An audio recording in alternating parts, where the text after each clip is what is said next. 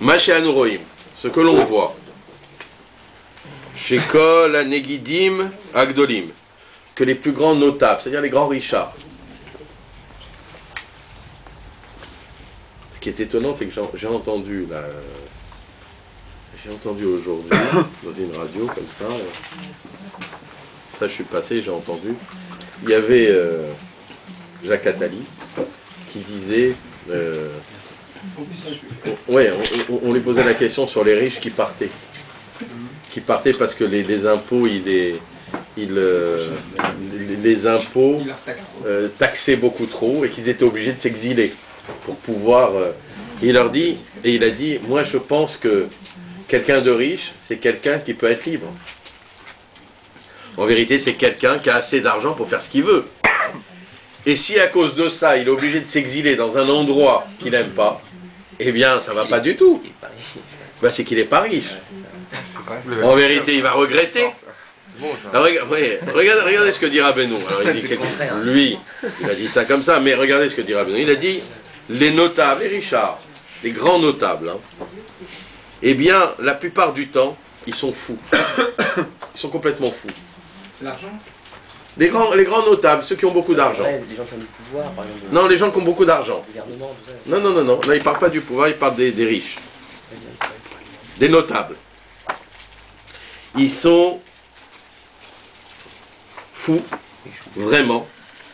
Et comme on peut le voir dans la vie de tous les jours, il dit, chez Kolmi, chez Ouachir, tout homme qui est riche, Yeshlo Shigaon Gadol, il a une grande folie. On va voir pourquoi. Pourquoi quelqu'un qui est riche, il est fou. Normalement, il devrait avoir plus de liberté, il devrait dominer tout le monde, il devrait avoir l'esprit clair, puisqu'on voit bien que le pauvre, lui, il pense qu'à une chose, c'est de gagner son argent. Le pauvre, il dort par terre, il dort dans la rue des fois, etc. Alors que le riche, lui, il a tout, il devrait être, oh, mais c'est formidable, je suis riche, j'ai de l'argent, c'est formidable. Il a peur. Il a peur de quoi? De le perdre. Il monte à la tête, il occupe. Eh bien, il faut savoir, nous dit Rabbeinu, que l'argent le rend fou, car l'argent provient de la chute de la richesse des Nevi'im, c'est-à-dire des prophètes. C'est-à-dire quoi? C'est-à-dire, qu'est-ce que c'est l'argent en vérité dans le côté spirituel? C'est la même chose que la prophétie. C'est quelque chose de très haut, l'argent. L'argent, spirituellement, c'est quelque chose de très grand.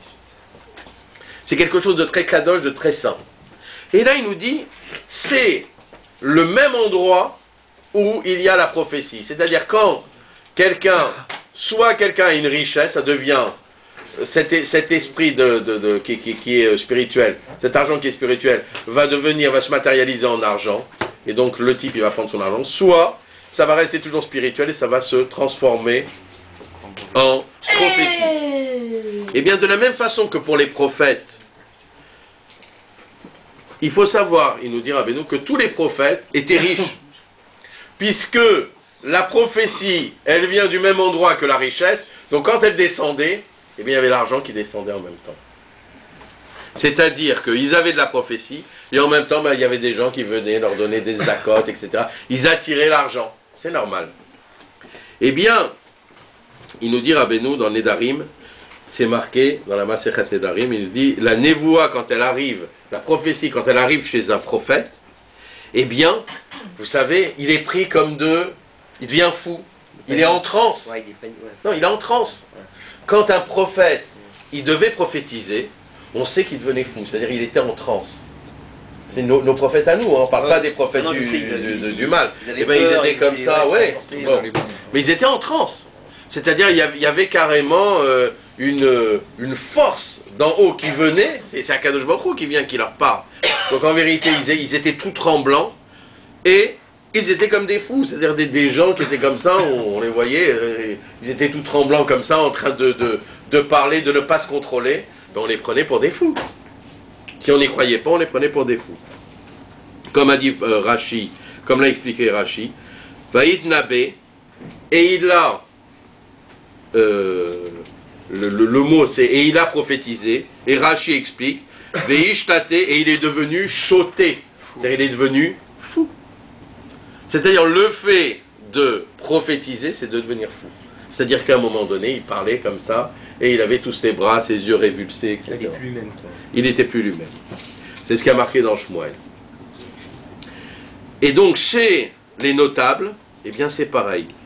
Le mammon, c'est-à-dire l'argent, quand ça leur arrive, eh bien, ça leur entraîne aussi la même sorte de folie. Parce que c'est très haut, l'argent. C'est quelque chose, c'est un pouvoir gigantesque. L'argent ne peut pas être dans les mains de tout le monde. C'est pour ça que c'est quelque chose de très haut, de très kadosh. Et donc, ceux qui le reçoivent, eh bien, ils deviennent fous.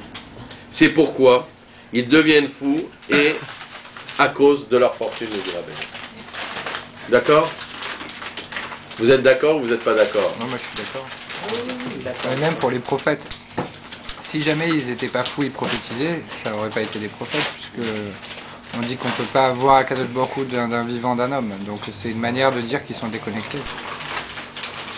Sauf mon cher Rabbeinu, quand même. Ouais, c'est celui qui était capable... il parlait bouche à bouche. Oui, c'est celui qui était capable de prophétiser directement, on dit, avec une fenêtre qui n'était pas, qui était complètement transparente. C'est-à-dire que tout ce que lui disait à Kadosh Baruch Hu, c'était pas Kohamar, c'est comme ça qu'a dit à Kadosh Baruch Hu. C'est ce que disaient les Nevi'im. Ils disaient, c'est comme ça qu'a dit à Kadosh Baruch Hu, Kohamar Hashem. Kohamar Hashem. Comme ça il a dit Dieu. C'était pas précis. Mais Moshe Rabbeinu, il disait aussi Kohamar Hashem, mais des fois il disait Hachem, il a dit cela. Ouais. C'est-à-dire, il n'y a pas de ko, c'est comme ça. Le ko, il s'en est servi qu'à Chatzot. Il ne savait pas l'heure de Chatzot, il a dit qu'à Chatzot. Comme ça, à peu près à Chatzot. Il ne regarde pas Non, il ne savait pas comment savoir exactement l'heure de Chatzot.